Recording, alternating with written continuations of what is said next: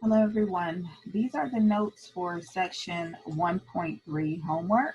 We're going to start with the first problem. We have 2 raised to the negative nth power. Now, whenever you're simplifying exponential expressions, you have to get rid of any negative exponents. And in order to make this negative power positive, we're going to rewrite this term, writing a fraction, and we move that term to the denominator. So that 2 to the positive nth power, and then we put that underneath the 1. So in order to make a negative power positive, we rewrite it as a fraction. That exponential term is moved to the denominator. So this is equivalent to 1 divided by 2 to the positive nth power. When you are multiplying exponential terms, and those terms have the same base, so we have 10 to the power of m times 10 to the power of n. The base of 10, we keep that base, and what we do with the powers is we add them. So when we're multiplying exponential terms, we add the powers. That becomes m plus n. So that's 10 to the power of m plus n.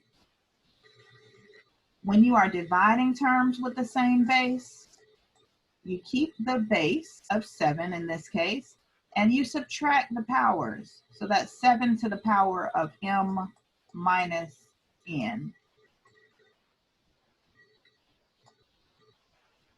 Now when you are multiplying a power times a power, so we have 6 to the power of a times b. So everything in parentheses is being raised to the power of b. That's called raising a power to a power, and it's equivalent to 6 to the power of ab.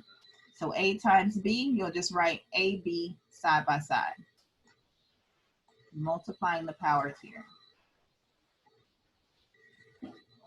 Now, remember we talked about negative powers. When we have negative powers, we want to make them positive. And in order to make the negative power positive, we created a fraction. But what if we already have a fraction? In this example, we have y divided by, or excuse me, 1 divided by y to the negative h power. So that negative power is in the denominator. We'll take the reciprocal. That means we're just going to reverse that fraction. To make it positive, we're going to move that negative power to the numerator. So that y to the h power is moved to the numerator and is divided by 1. But any number or any term divided by 1 is just going to be that term. So y to the h power divided by 1 is just y to the positive h power.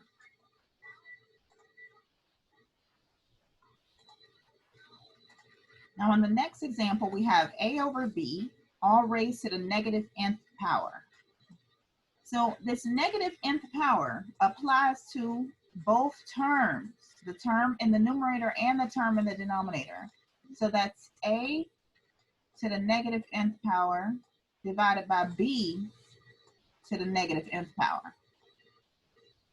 But of course, we have these negative powers that we need to make positive powers. So in order to make the b to the negative nth power positive, we're going to move it to the numerator. In order to make the a to the negative nth power positive, we're going to move it to the denominator. So we're essentially taking the reciprocal, we're flipping each term, so changing the powers from negative to positive. So b to the positive nth power in the numerator, and a to the positive nth power in the denominator.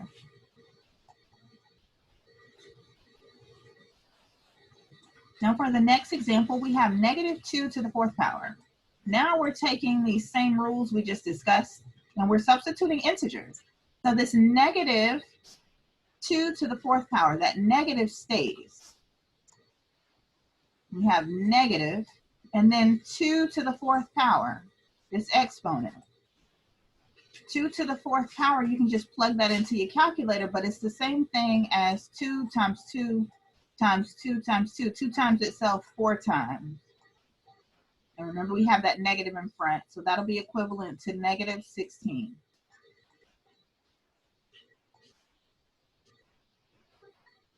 Now the next example, we have 8 to the power of 0.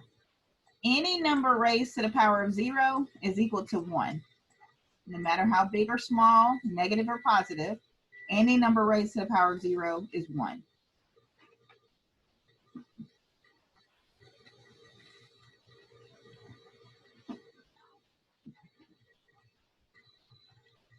All right, in the next example, we're dividing terms.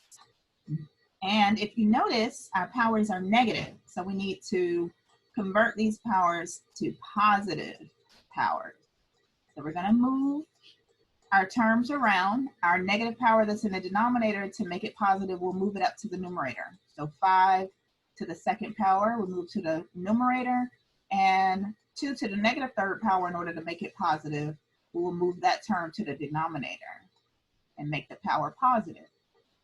Now we can simplify this a little bit further, because 5 to the second power, we can calculate that. You can punch in 5 to the second power in your calculators, or 5 times 5 gives us 25 in the numerator. And in the denominator, 2 to the third power gives us 8. And this will be our solution.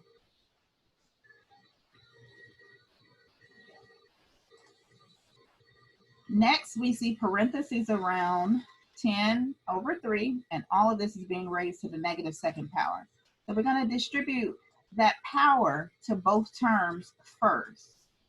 So that will become 10 to the negative second power in the numerator, and 3 to the negative second power in the denominator. Next, we need to convert our powers. We want to make them positive exponents. We want to simplify here.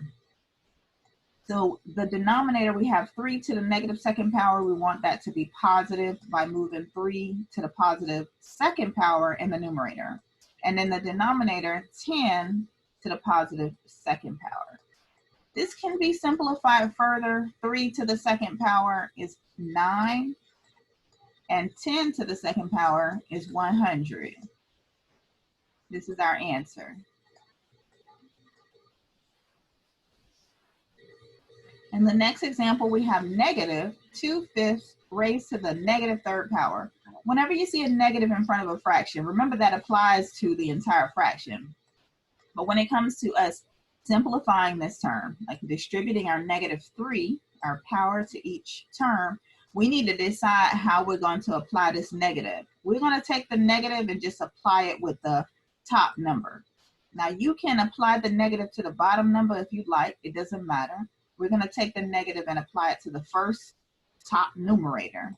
All right, so we'll have -2, put that in parentheses, raised to the negative third power. We're taking that power and applying it to the numerator.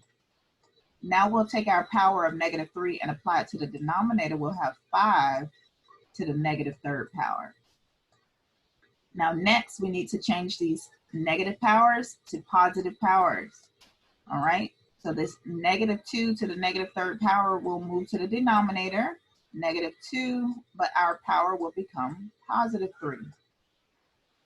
And our 5 to the negative third power, we're going to move that to the numerator, and our power again will become +3. We want to simplify this a little bit further. 5 to the third power is 125. In the denominator, -2 to the third power, you'll get -8. Now keep in mind that you have negative or positive 125 divided by -8. That negative applies to the entire fraction. So you just want to be aware that it's not, this number does not mean that the 8 is negative and the 125 is positive. That negative applies to the whole fraction. So we can rewrite it as -125 over 8. All right, when we are multiplying integers and variables with exponents, we want to deal with the like terms. So our 7 times 2 would give us 14. And then our a to the third power and our a to the -5th power, we can combine these two terms because they have the same base. So a to the third power and a to the negative fifth power, we want to combine those, keep the base of a, and then we're going to add the powers. So 3 plus negative 5, which will give us a to the negative second power. Next, we want to combine the b terms. We have b to the 7th power and b to the 15th power. So we'll keep our base of b and we'll add the powers. So 7 plus the 15 will give us b to the 22nd power. Now we aren't done yet because notice we have a negative power. We have to make this a to the negative second power positive, and in order to do that, we have to create a fraction. So in the numerator, we will keep 14 and b to the 22nd power. In the denominator, we'll have a to the positive second power. And that's our answer. 14b to the 22nd power divided by a squared.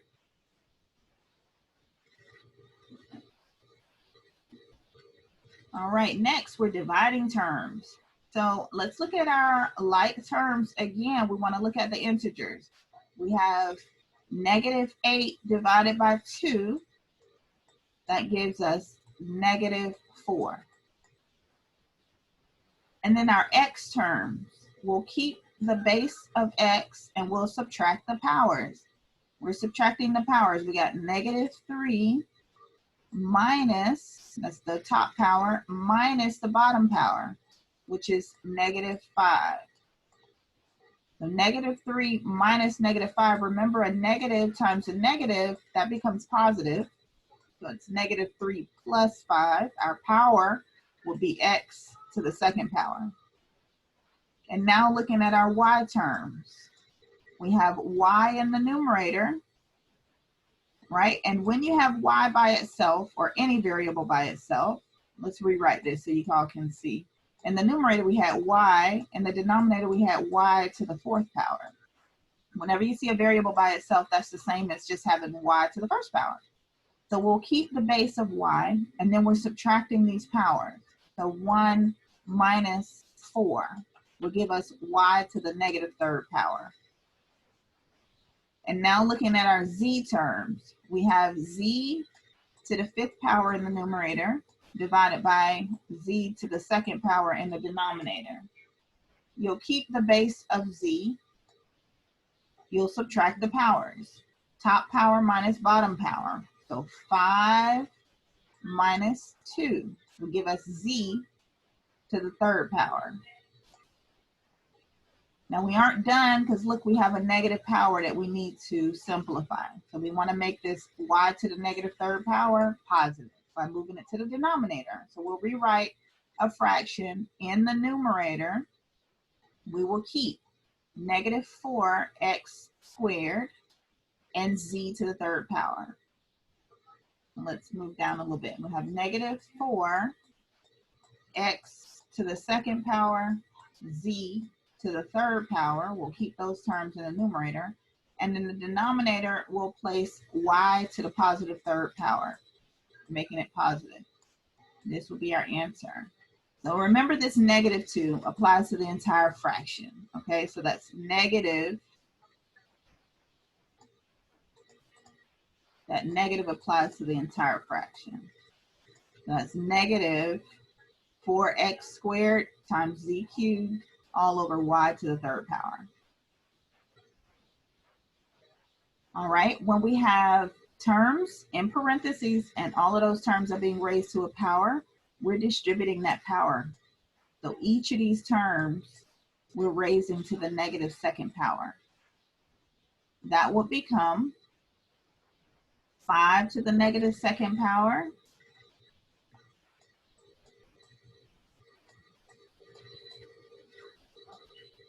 x to the 4th raised to the negative 2nd power. We're going to multiply.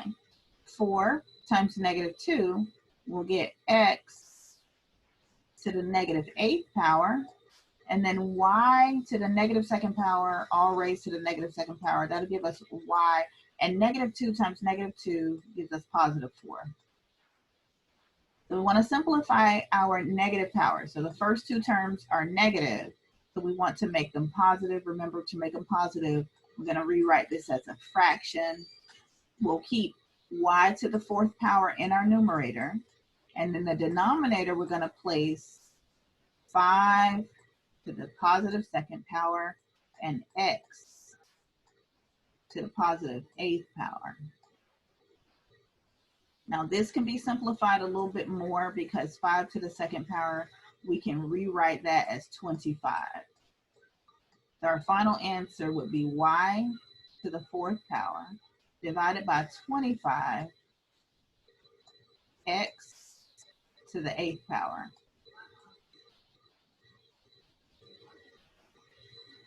All right, and we're evaluating this expression here. We got to remember our order of operations. Remember the please excuse my dear Aunt Sally or PEMDAS, where the P stands for parentheses, E stands for exponents. The M and D is multiplication and division. Remember, we go left to right. So it's left to right.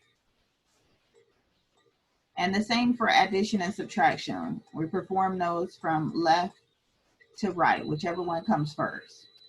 So looking in our numerator, we're going to get our value in our numerator, and then we'll simplify the terms in the denominator to get our value. And then the last step, we'll divide these two terms.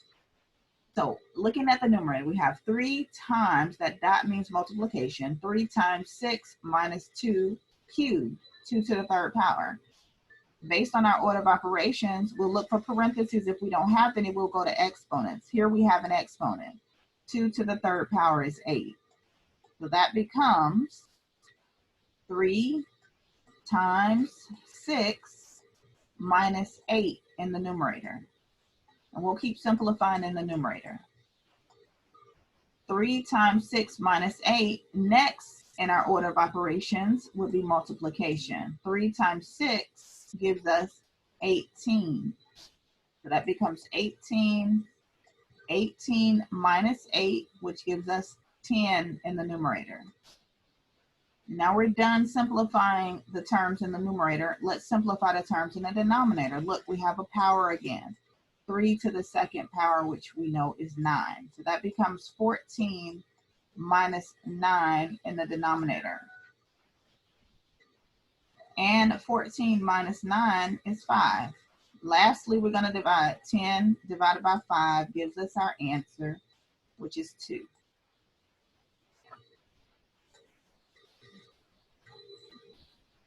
All right, next, let's look at our square root problem. We have the square root of 3 squared plus 4 squared. Now we can simplify those terms underneath the square root. 3 squared is 9, plus 4 squared, which is 16. We add those two terms together. 9 plus 16 gives us the square root of 25. And the square root of 25 is a perfect square. It's 5. Square root of 25 gives us our answer of 5. Next, we want to look at a few scientific notation problems. Now, in order to take large or long numbers and write them in scientific notation, you're looking to make sure your decimal point is behind a single digit. So it has to be behind a digit 1 through 9. If you don't see a decimal point, like in this case, we don't see a decimal point, we always place our decimal point at the end of the digit. In the next example, we do have a decimal point. So we're placing this decimal point behind a number that is a single digit. It has to be 1, 2, 3, 4, 5, 6, 7, 8, or 9. Right now, we have a huge number in front of the decimal point. So we need to move that decimal point to the left until we stop at a point where the digit in front of it is 1 through 9. So keep going, keep going. If I were to stop right here, in front of my decimal point is 380. It's still too big, so I have to keep going. 1, there we go. Between the 3 and the 8, that would give us 3.8. Now times 10, we want to put our power here.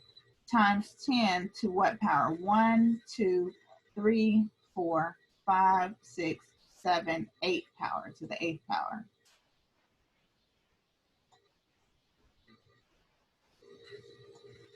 All right. Now let's look at the next example. We're taking this digit out of scientific notation. So now we have our decimal, and it's multiplied times 10 to the negative 4th power. We already noticed that it's a different exponent, different type of exponent. We have a negative power instead of a positive power like the previous example. So to take this out of scientific notation, we're actually going to move to the left 1, 2, 3, 4 spaces. And we'll fill in any empty holes with 0.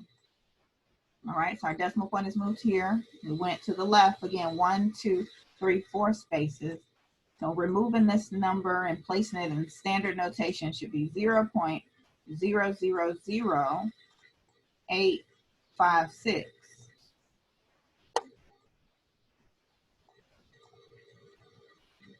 All right, now when we're multiplying terms that are in scientific notation, again, we want to look at the terms that are alike. So 4 times 2 will give us 8 times. And now look at our powers here. We have 10 to the negative 12th power and 10 to the 15th power. So 10 and 10, same base. We're going to keep that base of 10, and we're going to add these powers. Negative 12 plus 15 will give us 10 to the 3rd power. We'll have 8 times 10 to the 3rd power.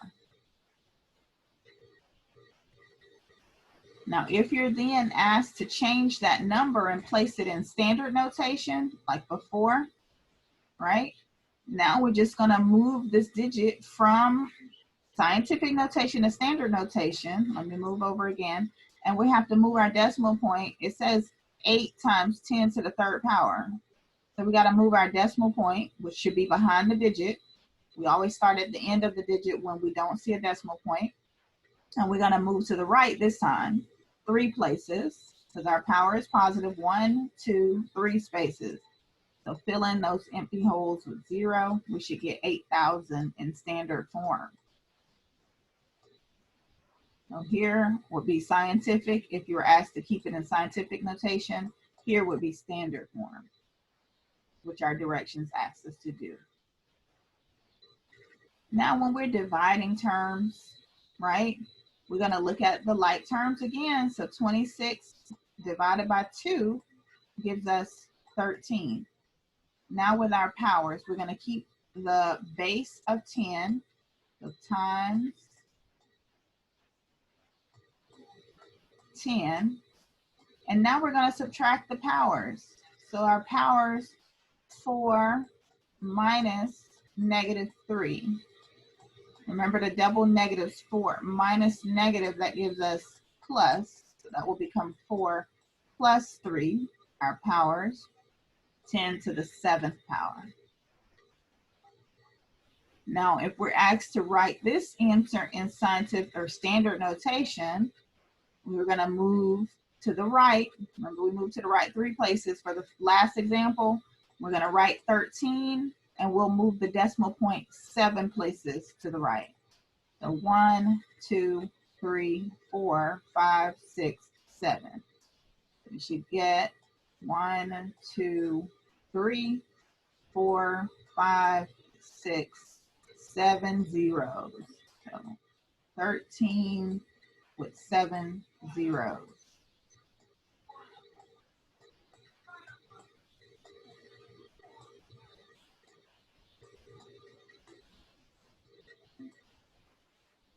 Okay. All right. In this example, we're asked to find the area of a square if a side has length 9x. So imagine you have a square and one of the sides is 9x. We know that squares have 4 equal sides. So that means that each of these sides are going to be 9x. And how do we find the area of a square? We just multiply length times width. So area is equal to length times width. Our length and width are the same in this case. So 9x times 9x is what we're calculating here. 9x times 9x, which is the same as 9x to the second power. We raise each of these terms to the second power. 9 times 9, or 9 squared, will give us 81. And then x to the second power. This will be our area.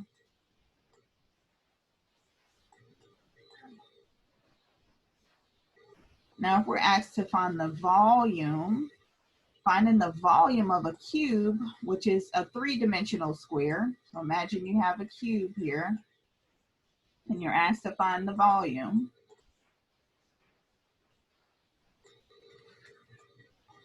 And you're told that one of the edges is 2ABC. That means one of these legs is 2ABC. And because it's a cube, just like a square, each of these lengths are going to be 2ABC. And to get the volume, we multiply volume. We'll get length times width times height. So we're multiplying the length, width, and height, which we know are the same because it's a cube. So that 2ABC, we're multiplying it times itself 3 times. That's raising it to the third power, which means we're going to distribute that power of 3 to each of these terms. That's 2 to the power of 3, which gives us 8. Okay, that's 2 to the power of 3, which gives us 8. And then a to the power of 3, b to the power of 3, and c to the power of 3. And this will be our volume, and that concludes the notes for section 1.3.